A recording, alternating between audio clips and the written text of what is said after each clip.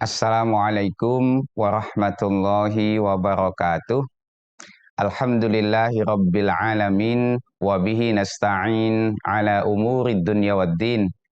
Wassalatu wassalamu ala asyrafil anbiya wal mursalin sayyidina Muhammadin wa ala alihi wa sahbihi ajmain, amma ba'du.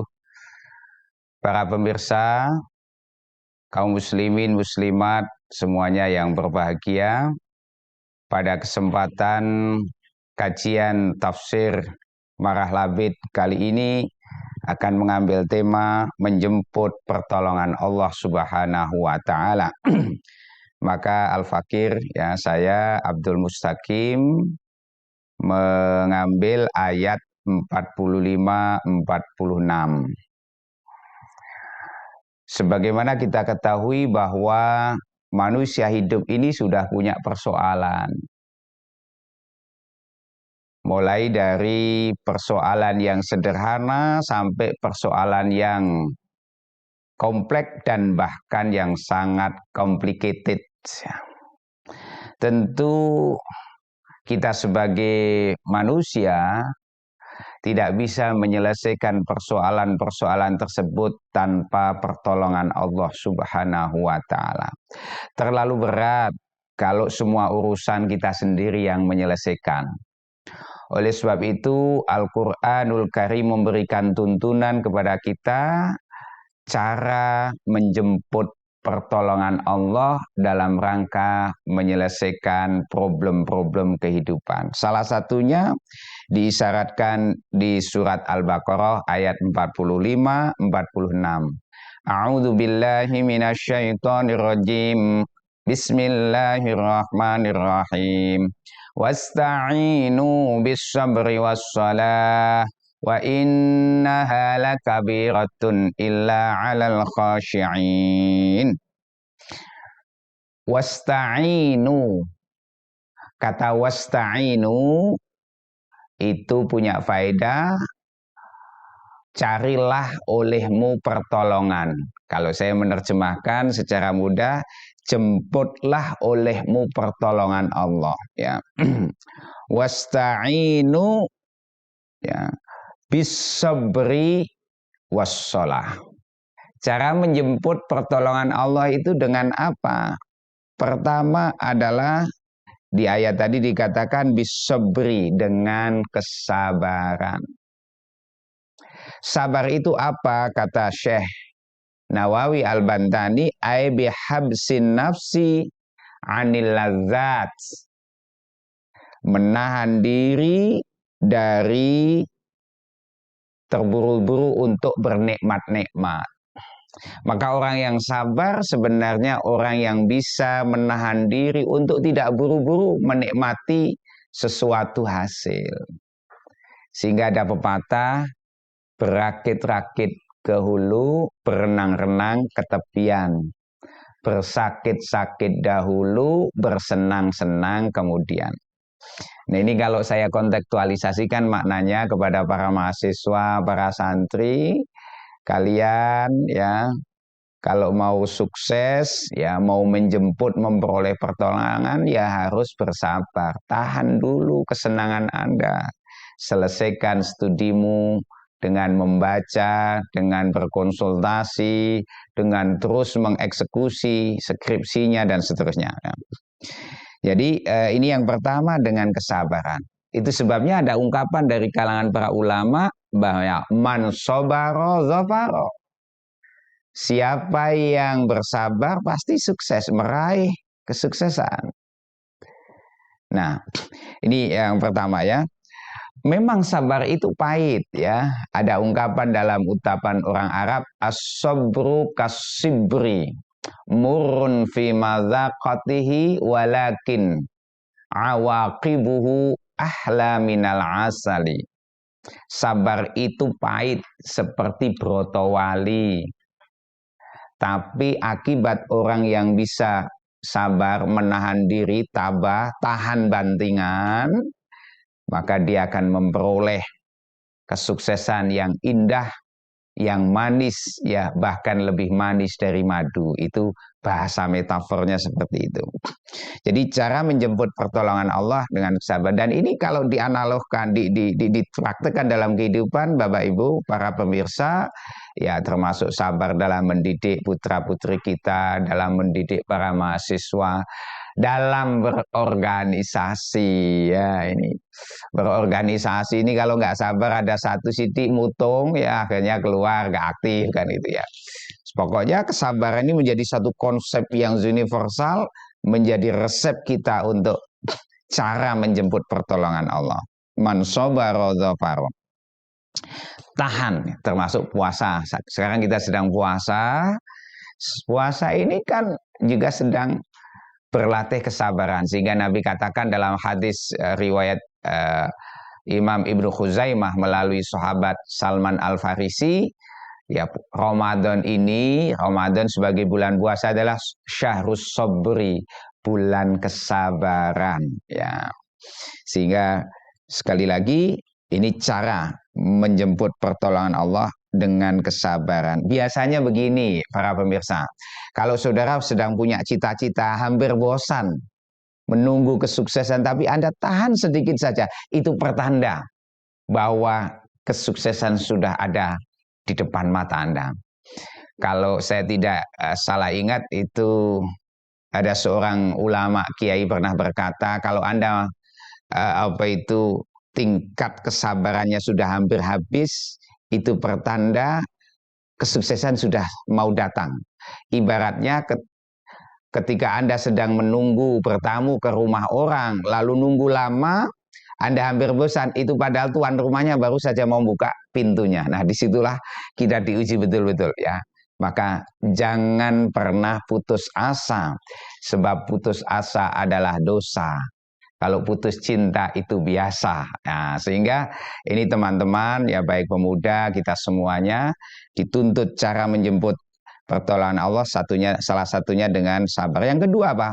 Wassolati, dan sholat.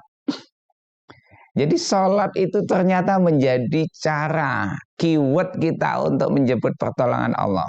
Apa makna sholat di sini? Ulama ada dua pendapat. Yang pertama, sholat itu maksudnya ya sholat dengan sholat kita ini. Tapi ada pula yang berkata sholat itu artinya doa. Jadi sabar dan doa menjadi sebuah inner power, ya, kekuatan batin, sehingga kita akan tetap memiliki resiliensi. Orang sukses itu kalau dalam teori psikologi bukan semata-mata karena pinter, tetapi dia punya kemampuan kebertahanan yang kokoh dan kukuh sampai endingnya dia sukses dalam sebuah cita-citanya. Maka as-shalah di sini dimaknai sebagai doa, berarti dalam dia berjuang, menekuni profesinya, menekuni kegiatannya, cita-citanya, ini sholat menjadi inner power ya. Tapi juga makna kedua, sholat itu artinya doa, jangan lepas doa. Apa dampaknya orang itu kalau lepas doa dalam menggapai cita-citanya, dalam menggapai pertolongan Tuhan ya. Kalau orang itu tidak mau berdoa, maka kalau dia gagal dalam cita-citanya bisa putus asa, frustasi. Kalau dia sukses karena dia nggak berdoa, nggak memperkuat sholatnya, suksesnya bisa mengantar kesombongannya, waliyadzubillah min dzalik. Nah, kenapa kok sholat yang dianjurkan di dalam ayat ini? Imam Syekh Nawawi Al-Bantani memberi argumen, fa innaha jami'atun li anwa'il ibadat. Karena sholat itu sebenarnya mengumpulkan seluruh ibadah. Gimana ini penjelasannya? Coba. Jadi 5 rukun Islam ini sebenarnya tercover dalam sholat kita, Bapak Ibu. Pertama, syahadat. Di dalam sholat ada syahadat ketika kita tasyahud, ya dah. Yang kedua, dalam sholat itu ada unsur ibadah haji, karena kita sholat menghadap kiblat. Sebagaimana orang haji itu harus tawaf ya kiblat. Kemudian di dalam sholat ada unsur puasanya, karena di saat sholat kita juga tidak boleh makan, tidak boleh minum. di dalam sholat juga ada unsur zakatnya sebenarnya. Bagaimana penjelasannya? Kalau Anda terpotong waktunya hanya untuk sholat, Anda harus tutup toko Anda atau bisnis Anda, maka itu sebenarnya seolah Anda juga sedang berzakat kan gitu. Nah disitulah maka Syekh Nawawi Al-Bantani mengatakan fa inna jami'atun li anwa'il ibadah. Cuman di sini dikasih catatan. Wa innaha lakabiratun illa 'alal khashi'in. Sesungguhnya sholat itu berat. Aila syaqqatun artinya berat. Illa 'alal khashi'in kecuali bagi orang-orang yang khusyuk. Maka kalau orang usah diberi anugerah oleh Allah rasa khusyuk ya, itu sholat tidak menjadi berat, tapi menjadi ringan, bahkan menjadi indah. Siapa itu orang yang khusyuk? Oleh Syekh Nawawi dikatakan al-ma'ilina ila ta'ah, orang yang selalu condong kepada nilai-nilai ketaatan kepada Allah. Itu adalah orang khusyuk. Lalu ayatnya apa? Cirinya apa? Orang yang memiliki kekhusyukan itu indikatornya alladzina yazunnuna annahum mulaqu rabbihim, yaitu orang yang yakin bahwa dia pasti akan berjumpa dengan Tuhannya. Karena Tuhan Maha Indah, Tuhan itu adalah Maha Indah, sehingga perjumpaan menuju keindahan akan selalu menjadi energi dia mempertahankan nilai kekhusyuannya di dalam menjalankan sholatnya juga. Di situ mulaqu rabbihim, bertemu dengan Tuhannya, bentuknya apa? Bil mauti, dengan kematian. Kita semuanya nanti akan mati, tapi bagi orang-orang mukmin kematian sesungguhnya bukan kefanaan. Kematian sesungguhnya adalah perpindahan dari satu dimensi alam kepada dimensi alam lain yang lebih indah. Imam Fakhruddin Ar-Razi menjelaskan bahwa orang yang mati itu diibaratkan orang yang pindah dari seperti anak ayam itu yang pindah, yang mecah dari telurnya keluar ke dunia yang lebih luas. Jadi kita ini kalau besok mati, justru kita akan ditunjukkan ada dunia yang lebih indah, lebih luas dari dunia yang sekarang kita tempati ini. Oke, fi kulli lahdatin, setiap saat ya, dia selalu meyakini bahwa kematian bisa saja setiap saat menjumpai kita, maka ini mengantar kepada nilai-nilai kekhusyuan. Kemudian apa? Wa annahum ilaihi raji'un, dan mereka yakin bahwa akan kembali kepada Allah Subhanahu wa taala.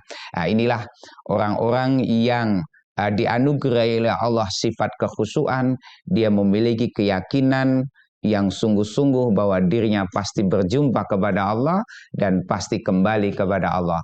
Maka dia akan selalu menjaga salatnya, menjaga kekhusyuannya, dan ternyata ini menjadi inner power dalam menjemput kesuksesan atau keberhasilan kita.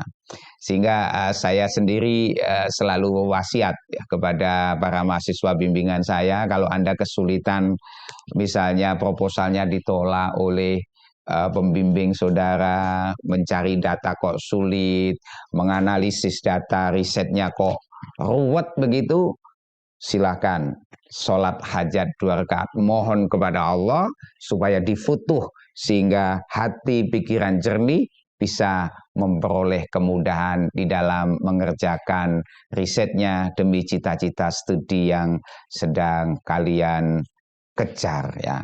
Saya kira closingnya adalah siapa yang ingin meraih kesuksesan, kata kuncinya menurut ayat ini adalah kesabaran dan salat.